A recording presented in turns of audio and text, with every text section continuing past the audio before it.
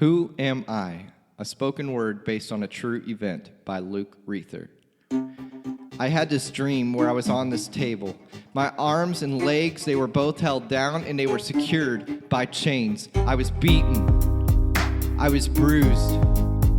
I was bleeding. And I was in extreme pain. While lying on this table, I was screaming for help, but no one seemed to be around. I went into a state of panic and fear for my life. I knew that I was going to die if I didn't find a way out. I remember taking a glance around the room I was in. This room had no doors and it was filled with mirrors. What I saw reflecting off those mirrors brought me to tears. There was one TV with its image bouncing onto every mirror in that room that I was in. That TV was playing a video of my entire life that reminded me of my wretched sin. Now let me tell you that the video that was playing was one of the most horrific things that I've ever seen. And to make things worse, this video was on repeat.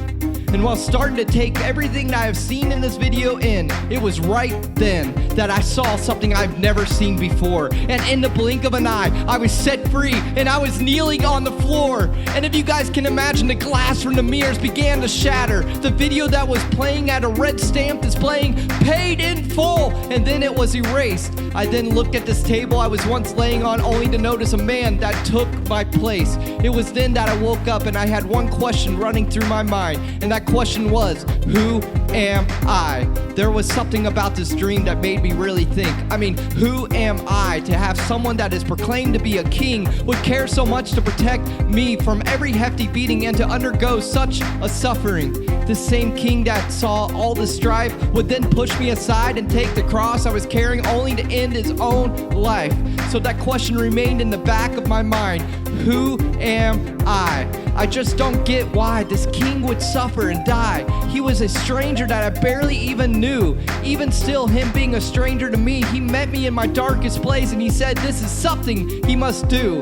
It was then I started to think of a movie where a child was held hostage and a ransom must be paid. If this ransom was not paid, this child would not live to see another day. I'm sure you have seen a movie that had a scene such as this, where the parent pleaded and cried and they would just want to embrace them one last day and give them another kiss. A movie such as this depicted my life perfectly, only the child that was held hostage in this movie was me. And this ransom that needed to be paid to take this child from its horrific place involved death. The parent in this movie was the same parent that breathed his very breath inside my chest. He was that parent that pleaded and cried but knew what must be done. This parent was indeed God, and the only plan he had in mind was to send his son. One thing to keep in mind, that even in the beginning of time, God was introduced not merely as a creator, but he was in a relationship with what he created. See, he spoke into existence every life that lives on this earth, and this is one thing that he stated: that we are all his beloved children, sons and daughters of the Most High. For this reason, he wanted this ransom to be paid in full, so he sent his son to die.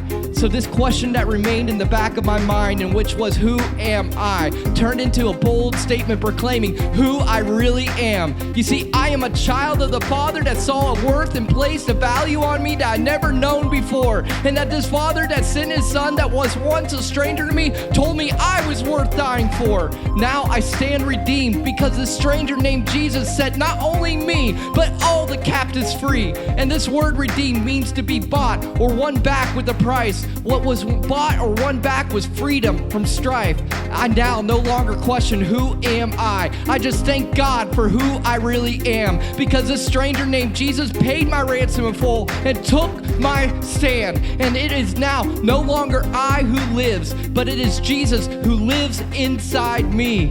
I am a child of the risen King, and this is who I am.